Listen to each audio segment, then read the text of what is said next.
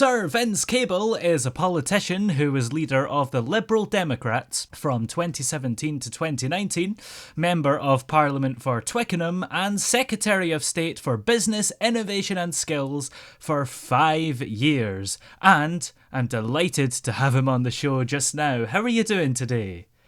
I'm very well. It's very dull here, but I'm getting on with some useful work inside.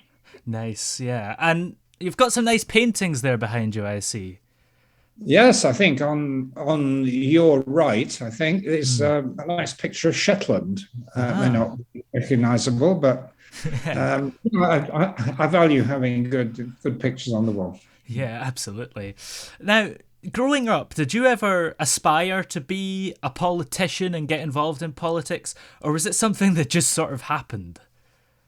No, there was a mixture of the two. I mean, I Hmm. think when I was at school, I was beginning to develop an interest in politics. It was mainly as a result of arguing that my father was a very Yeah. right-wing conservative, and I took a slightly somewhat different view, age 13 plus, Hmm. on the empire and Suez and things of this kind. So I got used to debating politics with him, and I suppose Hmm. I had an aspiration to play a role. It wasn't initially so much in sort of parliamentary terms. I mean, I was a teenage actor, and I loved, Hmm. I got used to the idea of being on the stage and making speeches and so on. So it developed that way. Then at university, I was sort of acting in politics and in the debating union. I became president of the union, and so I suppose by my early 20s, I'd become part of the what people now call the political class. Yeah. And growing up with a father that you disagreed with a lot, do you think that maybe helped you prepare for maybe debates with people that you don't necessarily agree with? Yes, it did. I mean, if you Hmm. look at the biographies of most politicians, they actually tend to follow their parents. Yeah. But, there are some people who react against it. I mean, I did. Hmm. And as it happens, I spent my early teenage life debating with my father over the dinner table, often in a very bad tempered way. Yeah. But my best friend was a communist. So actually, Hmm. I was from a fairly early stage, I was looking for a sort of compromise between the two. Yeah. And your father, I guess he was also a bit of an aspirational man, wasn't he? Because, Yeah, it was, I had my disagreements with him, hmm, but he was impressive in his way. I mean, he was yeah. very hardworking, family devoted, very much into thrift and hard work and aspiration, including for me. So I owe a lot to my father. Yeah. And as you were growing up, you moved to bigger and bigger houses. Yeah, that's right. I mean, we started in what you could call the working class. Hmm. He and my mother were doing kind of manual jobs, and we had an outside loo and a Yeah. terrace house and all that. But as we progressed through my childhood, he progressed professionally and started teaching building trades at a tech college. Yeah. And I, did well, went past the 11 plus, was a system at that time. Hmm. And we became more, socially kind of low middle class rather than working class, and bigger and bigger houses and more aspiration. Hmm. And I guess most people probably know you best for your stuff in like Parliament and government and things, but you had a bit of a long career before eventually becoming an MP because you were a councillor in Maryhill in Glasgow for many years, weren't you? Yeah, well, it took me 30 years from when I first stood for Parliament in Glasgow to actually becoming an MP. Hmm. 30 long years. I only got in when I was 54. So I'm quite an old man by many standards. Yeah. So in the meantime, I did all kinds of things and traveled around the world, did different jobs in Hmm. academia, think tanks, and then eventually in Shell, I was their chief economist and, Hmm. traveled the world with them, looking at, business opportunities in China, India, Nigeria, Hmm. Russia. And then, so, I'd already had quite a good career, was Hmm. reasonably well paid. And more important, actually, is I'd had had opportunity to devote to my family, and Yeah. had a kind of loving relationship. Sadly, my wife died shortly after I became an MP. But we had a good family and children who grew up in a good way.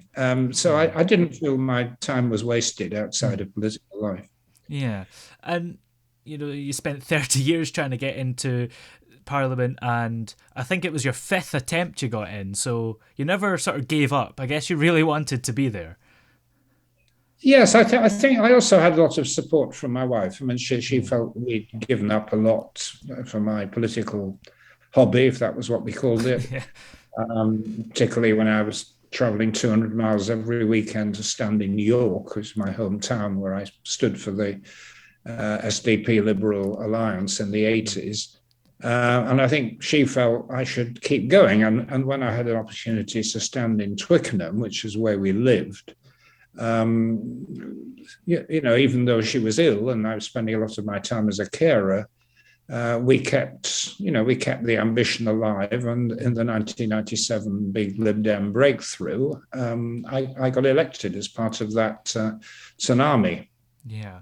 And then in 2010, when there was the coalition, which came about after the result, you ended up being business secretary as a part of that. But what was your reaction to the result, actually? Because I guess it's the only election I can think of where there was the potential that it could have been Conservative Labour or Lib Dem as the biggest party when it was done.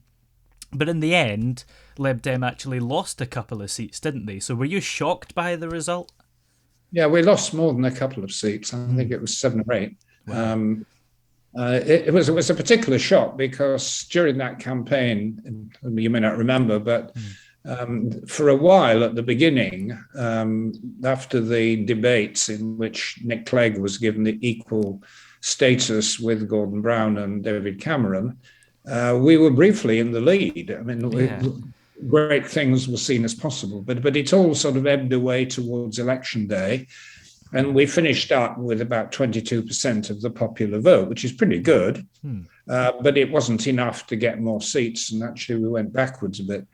And the outcome in terms of seats in 2010 was particularly cruel because we were a few more seats for the opposition, and I think we probably have formed a coalition with Labour, but Yeah. the numbers were not there. I think a lot of us, some of us anyway, I would certainly have favoured a coalition with Gordon Brown. We certainly discussed it with him, I did. But it wasn't possible. The arithmetic wasn't there. And of course, the additional complication was that we had a major economic crisis.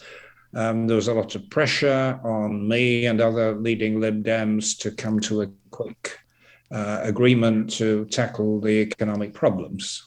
Yeah. Am I right in saying that even though you lost seats in that election, your share of the popular vote actually went up?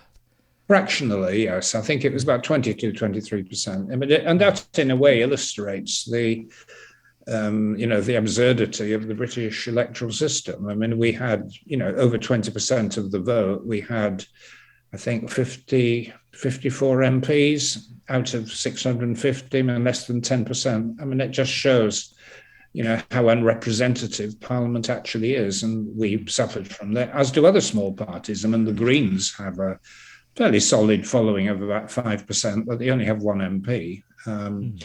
The system, as it is at the moment, strongly favours the Conservatives and also the Scottish Nationalists because their support is highly concentrated. Yeah. Would you say that the coalition between you and the Conservative Party was a successful government overall? Yes and no. I mean, the yes was that the government was stable. I mean, we stuck together for 5 years. It was difficult, but we worked efficiently. Decisions were made. There may have been quite a lot of ideological difference. There was differences on policy, but we always reconciled them and went ahead and implemented the policies that we thought we were right. I mean, no, in the sense that it was very bad for the Lib Dems. We suffered appallingly at the end of it.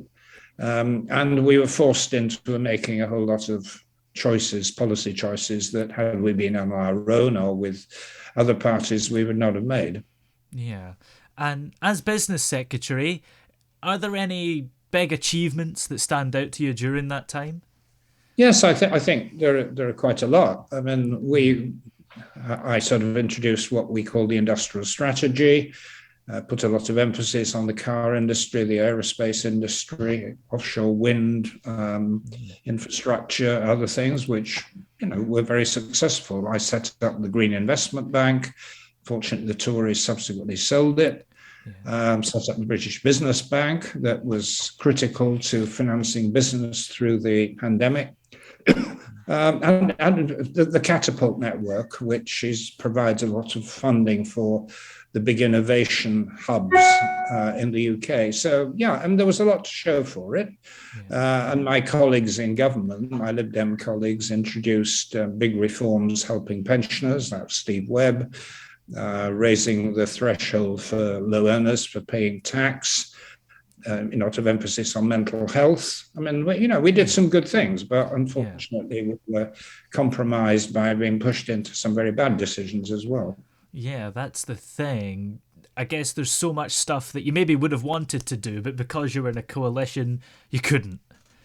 Well, it was partly that, of course, Yeah. and partly the financial position. I mean, we took Mm. a view at the beginning of the coalition, which was very much the advice we received from all the top civil servants and economic advisors at the time, that we had to pursue a policy of tightening the budget deficit, what's subsequently been called austerity, and it led to some painful and difficult decisions. But in the context in which we operate, Mm. we didn't feel we really had any choice. Yeah. And on the other hand, I know it's maybe not the best idea to look back with hindsight, but is there anything during that time that you would go back and change? Well, the things that I fought for at the time and where Mm. we didn't succeed is that I think we sacrificed a lot of public investment. And I think Britain is very badly served with infrastructure, Mm. communications infrastructure, particularly in some of the depressed parts of the UK, railway systems. We could Yeah. have pushed ahead with that, and it would have been consistent with reducing the current account deficit of the budget. But the Treasury took a very negative view and stopped it. I certainly very much regret that. Mm. Had we had more money, it might have been possible to head off some of the troubles we run into with student fees. Though the priorities which I established in higher education, further education, I think were right. In other words, we're trying to protect further education, college and adult education from the full force of the cuts. So it fell on to higher education students. Yes. And at the 2015 election, as you've sort of touched on, it probably wasn't the best result for the Lib Dems because a lot of seats were lost, including yours. So, how did that feel to go from being in government, being the business secretary, to then having no seat at all? Well, it was fairly traumatic. I mean, in a way, it was less traumatic for me personally than a lot of other of my colleagues because I was already, in my 70s by that point. I was retirement age, and there were a lot of things I wanted to do, writing books, articles. I had a very happy home life. I'd remarried. And I was enjoying spending time like that. So it didn't hit me in the way that it hit some others. I mean, Jo Swinson, for example, both she and her husband lost their seats, lost their jobs on the same night, and they had a young baby and had to look after the family. So some of those guys really had a hard time. But I think the 2015 election was quite important historically, and I don't think too many people understood quite why it happened that way. I mean, it was partly a reaction to the coalition where the Lib Dems were concerned, but shortly before the election, we thought we would get away with about 30 seats from 54. It would have been a hit, but not a catastrophe. But what happened during the election campaign was the Tories very ruthlessly said, well, if you don't vote Conservative, you may like your local Lib Dem MP, but if you don't vote Conservative, you're going to get Red Miliband and the SNP. And, people in Conservative-facing areas, like mine, where we were up against the Tories, a lot of people just deserted us and went in with the Tories. I think they regretted it, but that's what happened. Yeah. And what actually made you want to go back and contest your seat again in 2017 as opposed to maybe just retire? Well, many of my colleagues did just retire, and they've made other lives, and I, respect that. I don't know. I was motivated by a wish to get even, actually, partly. I didn't feel it was a good way to end. I mean, I'd worked very hard as an MP and built up a good reputation locally, and just to be dumped like that as a result of what I thought was a fairly unscrupulous campaign by the Tory party, not the local candidate, who was very nice, but the party nationally. And I wanted to fight back. And in addition, I was still the candidate in situ. I hadn't given it up at that point. We didn't expect an election to be called, but Theresa May called one early, surprisingly. And I was in place. So my local party thought it would be easier running with me than finding a new candidate. And so I found myself back in Parliament with a big majority. Did you expect to win the seat back, or did you have to maybe try and do a lot more campaigning than you perhaps would have? No, we had a very good campaign, and the Lib Dems as a party in London put a lot of effort into it, which I was very grateful for. I expected to win, but not to win. I won with a very large majority. I think 12,000 or something of that order, which was way beyond my wildest expectations. Yeah, and you went even further that year actually, and became leader of the Lib Dems. What made you want to become leader? Well, there was a sense, I think, amongst all the more experienced MPs who were there. We only had 12. That this was a bit of a poisoned chalice. We were still rebuilding or trying to get off the ground after two very difficult general elections. I didn't, in the end, have any competition for the job. The other potential candidates, who were Joe Swinson and Ed Davey, pulled out and left it to me. I suspect they saw it as a very difficult job, and they were quite happy to leave it to me. But I saw what the task was, which was to rebuild the party and local government, trying to get us a hearing, which is very difficult when you're down to 12 MPs. And I think after 2 years, we'd actually got there. We had a spectacularly good result in local elections. We did very, very well in the European elections, got record numbers of MEPs. We were effectively the competition to Nigel Farage. So we got to a very good position, and I was happy at that point to stand aside and let the next generation take over. Yeah. Why do you think the local elections and European elections were so successful? Was it just as simple as being the anti-Brexit party? Well, that certainly helped. Yeah, for sure. That certainly helped. And we did well, especially in parts of the country that were strongly Remain. But not only. I mean, some of our most spectacular results were in Leave areas, and not just in the relatively prosperous south of England, but elsewhere. For example, cities like Hull, very, very Brexity, if you like that language. That's one to the Lib Dems as well. We're just very well organised, had very good campaigning, and a lot of Lib Dems are fantastic community campaigners, and they've been at it for years. So we had it was more than just being an anti-Brexit party. Certainly that helped. Yeah. And the EU elections, I suppose, are a more proportional system, so you would certainly appear to do better than you would for a general election. Yes, well, it was a very strange election. If you remember, the Conservatives didn't want it. They didn't really try. Yeah. The real issue was what was going to happen to the anti-Brexit vote.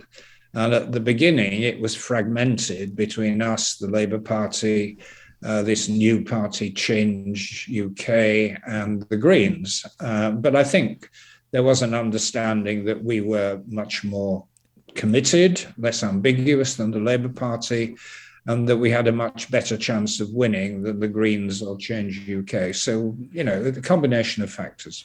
Yeah. And what was your sort of, being anti-Brexit, what would your sort of goal be in that sense? Would it be to hold another referendum or cancel Yes, it altogether? the cancelling altogether did become the party policy. I think wrongly, actually. I think it was a bad mistake. No, the campaign was to have what we called a confirmatory referendum, that Britain had voted to leave narrowly, but people had a better idea by 2019 what Brexit was going to mean. And so we wanted a vote, a referendum on that. That was our policy. And I think had we stuck with that in the subsequent election, we'd have done rather better. Are you sort of optimistic, even though you supported Remain, or are you still maybe pessimistic? How are you feeling? Well, on the European issue, I don't think there's any appetite at the moment to reopen the issue. I think it's a sort of peculiar state of affairs where I think there's now a quite substantial majority who feel it was a mistake, who can see all the costs and see very few benefits. But I think the country was just so exhausted with 3 years of bad-tempered debate on the subject that they just don't want to reopen it. And I think very understandable that the Labour Party in particular, but even the Lib Dems, are not now clamouring for re-entry. I mean, it may happen. I think 10 years or something, there may be a fresh set of people having a look at this anew, and maybe not just rejoining the European Union as it was, but looking for a close relationship along the lines that, say, Norway currently has. I think looking a decade ahead, that's maybe what will happen. Yeah. And you led your party into the EU elections, of course, and the local elections, but you didn't into a general election. Of course, you resigned as party leader, or retired as party leader, shortly before the 2019 election, even though you wouldn't have really known it was coming up. Would you have wanted to lead the party into a general election? Well, if we'd known that there was going to be an early election, I would have stood. But the calculation I made was that it was going to be another 2 years, 2+ years. I was going to be, almost 80. I'm not sure I wanted to stand yet again for another 5 years. And Jo Swinson was in the wing. She was my deputy. I think she was then ready to stand. So I was happy to stand aside and pass the baton in an orderly way to someone else. Yeah. Now, how would you rate the current government's response to COVID and the pandemic? Well, as they themselves will claim, there has been a successful vaccination program, and it's why Britain is in a better position than many others. Yeah. But the overall response has been rather shambolic. I think when you're looking at different ways of dealing with pandemics, you can have the Chinese way, which is, very tough and rather authoritarian and controlling, but has the potential to more or less eliminate deaths, which is what they've done.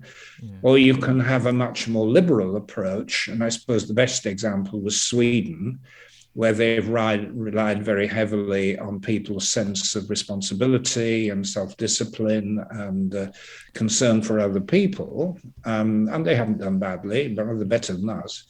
And then the British have had a bit of each, in a rather kind of unconvincing way. And we've had 150,000 people who've died, some of them, or quite a lot of them unnecessarily, not quite as bad as the United States, which is 1 million, and some other countries much worse. But so it's a mixed story.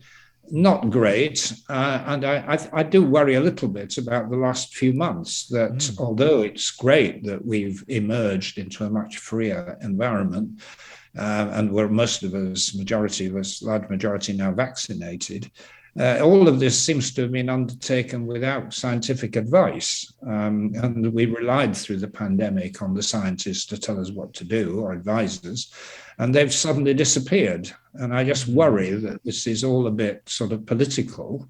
And there could be a nasty backlash in a few months' time if, say, a new strain of COVID appears. And the thing everyone's talking about at the moment, of course, is Partygate. What do you make of all that? Well, it's a terrible mess, and it sort of underlines for many people what is Mr. Johnson's worst failing, which is his gross dishonesty and just an unwillingness to be straight with people. And it led to a kind of morally unacceptable position where the government's preaching one thing and doing another.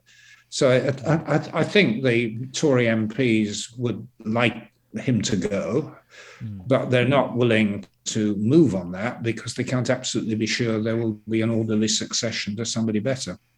Would you like him to go? But it's not a personal thing. I think he ought to. And I think they have people who are much better and who would give the Labour Party and my party a bigger run for their money at the next election, but they seem afraid to put the knife into him. Yeah. Here we go then. Who are your favourite politicians outside of the Lib Dems?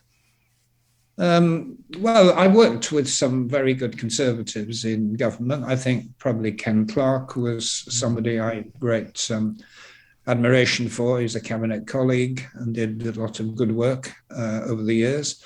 And on the Labour side, I was actually quite a fan of Gordon Brown. I thought, somebody of great integrity and idealism, and who actually accomplished quite a lot in his period in government. And also, you appeared on a Christmas special of Strictly Come Dancing. I understand you have taken a bit of an interest in dancing over the years, actually. Yeah, and I still do it. I mean, I have a weekly dancing lesson, and I do. It's all been stopped because of the pandemic, because you can't have social distancing when you're trying to dance. But it's restarted, and I will. I'm planning to have a go at some competition in a few weeks' time. Yeah, and of course you participated in Strictly. Would you do any other reality shows, like maybe The Jungle? Some of those are just embarrassing. No, I did it because of my interest in dancing. I mean, it was a bit unorthodox because I was a member of the cabinet at the time. But no, it wasn't a wish just to have publicity and exposure for the sake of it. It was something I rather loved doing. Yeah. And an interesting thing I found out is that you actually learned to fly a plane when you were in Kenya. That's right. Yeah, I have a long extinct flying license. No, I mean, if you ever want to learn to fly, Kenya is a perfect place to do it because you have wonderful climate and you can fly over the game parks and the mountains and wonderful blue skies and steady weather. But I just didn't have the money it's a very expensive hobby, as I soon discovered that I had to drop it subsequently. Yeah, that's true. And what other hobbies and things do you like to get up to in your spare time? Well, I mean, given my age, one of my main concerns is keeping fit. So I do a lot of cycling, quite a bit of gym, and walking, mountain walking where possible. So that's outside of, and I read a lot of novels. That's my main way, relaxing. And any favourite TV shows at the moment? Well, we love watching these thrillers, 9 o'clock on a Saturday night, and there's one on the BBC at the moment as well. So, sort of psychological thrillers, good detectives, that kind of stuff. Yes, I enjoy those. And Match of the Day, Match of the Day is unmissable. Yeah. And favourite TV shows to go on, actually, as well, like Newsnight and things over the years? Yes, Newsnight is sort of a bit diminished these days. Channel 4 News is good. I actually used to quite like being interviewed by some of these people like Jeremy Paxman and John Humphreys. I mean, they were tough, but they were satisfying interviews. And when you engage with them, you can have a proper conversation. Yeah, I think. Do you like to sort of answer the question and give Yeah, the well, interviewer what they that is want? the point, actually. Yeah. Is that if you answer that question or you try to answer the question, they Mm. immediately treat you with more respect than if Mm. they think you're just some politician who's come on to waffle. Yeah. So that's key, actually. That's what we have to do. Mm. What do you think the Lib Dems have to do now to gain more support? Because I don't think support is where it was before the No, coalition it's just, still. and we've had three now Mm. bad elections, and it's Yeah. quite difficult to recover from that. And I think the answer is partly rebuilding the base in local government. Mm. And I think the second is developing some kind of tactical understanding with the other opposition parties, mainly the Labour Party. So I think a bit more of this government than people will be desperate to get rid of them, Yeah. and they will vote for the opposition party that's the best chance of winning. And there are, large number of constituencies around the country, say a minimum of 30 in addition to the 12 we have, which could go Lib Dem. And that's how I think we will make headway. Yes. And are there any plans for you to root back to politics? Maybe the House of Lords, I or know. is that you done? No wish to go to the House of Lords. Sort of the cronyism is not good, and I'd rather not do it. I've got plenty of other things to do. I'm writing books. I've done 3 books in the lockdown, and I'm Wow. going around book festivals promoting them, and do a bit of teaching at the London School of Economics. And I'm, involved in a business promoting the rolling out of hydrogen infrastructure. So I'm very fully employed. Mostly voluntary, but I'm very, very busy, and I've certainly no wish to go to the House of Lords. Yeah. Well, where are we able to keep up to date with you? Do you tweet, for example? Occasionally, yeah, I have Mm. quite a lot of followers. I've got a Yeah. podcast, which I Ooh, hope people will subscribe to, based on an article I write every week for The Independent. great. Well, just as we go, is there a particular song that we can play for you? You've rather caught me on the hop there. No, I was a great. My generation, right? Mm. I sort of come from the generation of Elvis Presley, Mm. and the ballads. The ballads. He was a very good voice. That generation, Elvis, the Everly Brothers, or the Beatles. So anything around there would appeal to me. Okay, I'll find something for you then. Well, thanks for coming on today, Sir Vince. It's been great to talk to you. Thank you very much. Bye bye.